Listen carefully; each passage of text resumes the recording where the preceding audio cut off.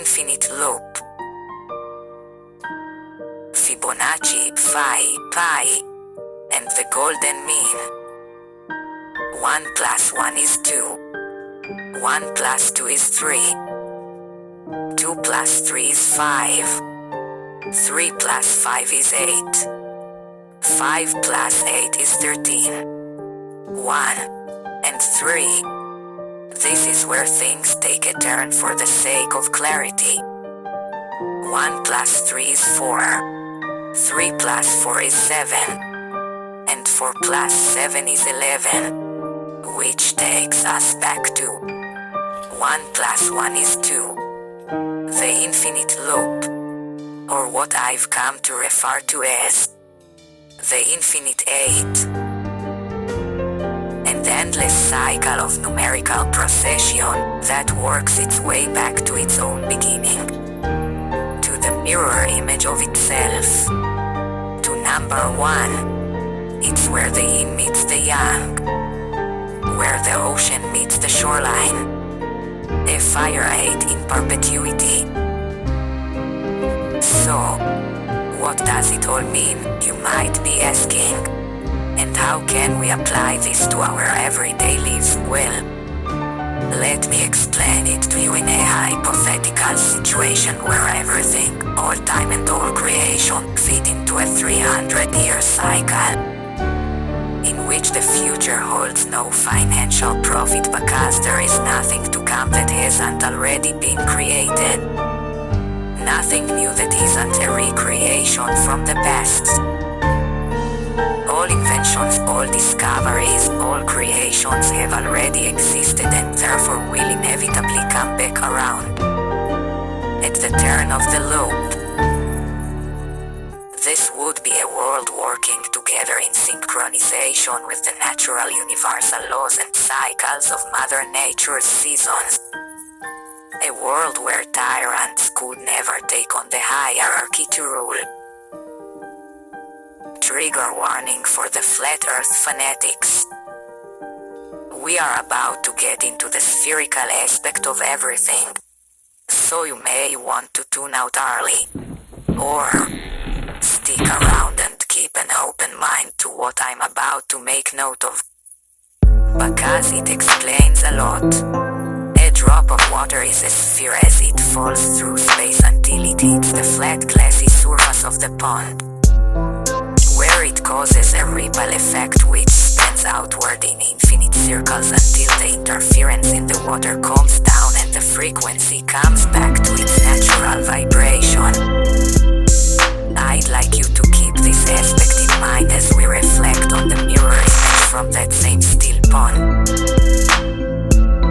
What causes that crystal clear water to reflect mirror images with such intensity? Even in the dark, with only the light of moon, it will reflect its surroundings. Even in pitch dark, a glass of water is reflecting. Only we can see it without nocturnal vision. Aside from the man-made mirror, only water does this.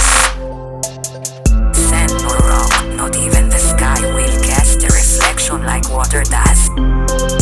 Did you know that water holds memory? Infinite memory. Countless recollection of every emotion from every experience of every single member of your inherent bloodline. Well, it's true. Humans are made up of mostly water. 80% if I'm not mistaken. Most of that water is the blood running through our veins, pumping through our hearts, allowing us to functia. Our blood types are carried through our families. Our genetic makeup is virtually predetermined by those memories and emotions and experiences. A profound question that has yet to be answered. Is it nature or nurture that defines who and what we become?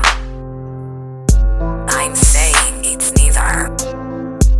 My in-depth studies into animal hybrid human evolution and particularly those bloodlines of our aboriginal ancestors, or as I like to call them, Epi-originals, has been eye-opening to say the least. I would ask that you pay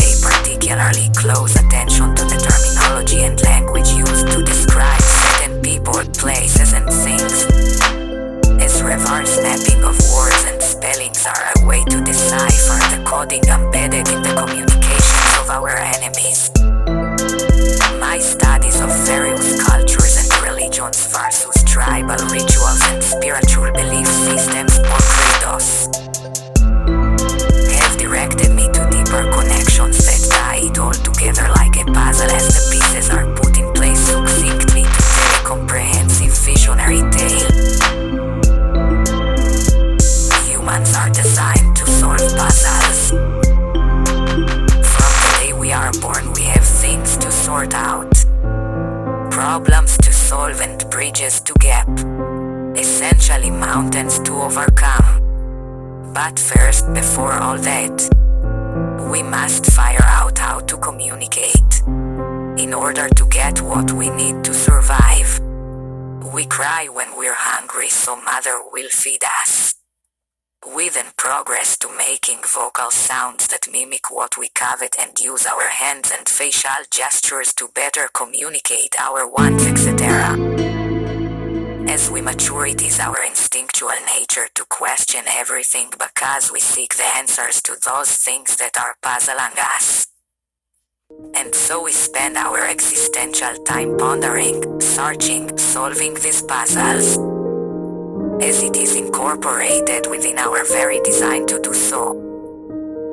So if we take that drop of water as the cause and the ripple as the effect, we have a metaphorical visual of how you and I, as individuals, affect our surroundings and those existing within them. This also opens opportunity to introduce the wondrous whimsy of the world of cymatics, otherwise known as the physical geometrical patterns and photon formations that are generated by the effects of sound, frequency and vibration.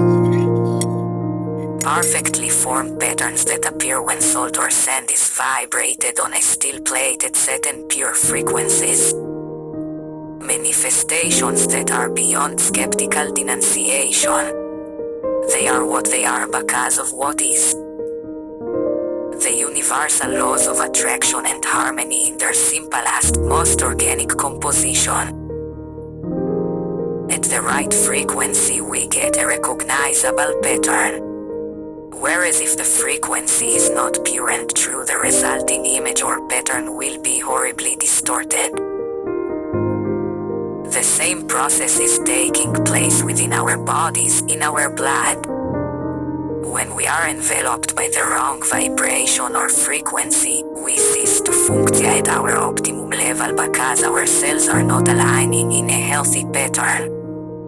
And if you're not of hybrid monkey human blood, you will get sick from existing in a negative environment for extended periods of time.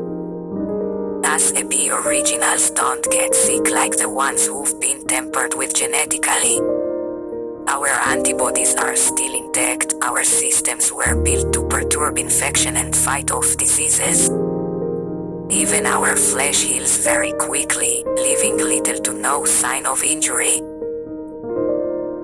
My mother always used to tell me, "You heal like a cat," to which I always replied, "Well, it beats healing like a dog." Thank you for listening to Where's Claire? Siman Sheela. If you wander back around for another chapter, I promise to get to the part where we learn the potential applications of these concepts I speak of. In the meantime, remember to tune out and tap in.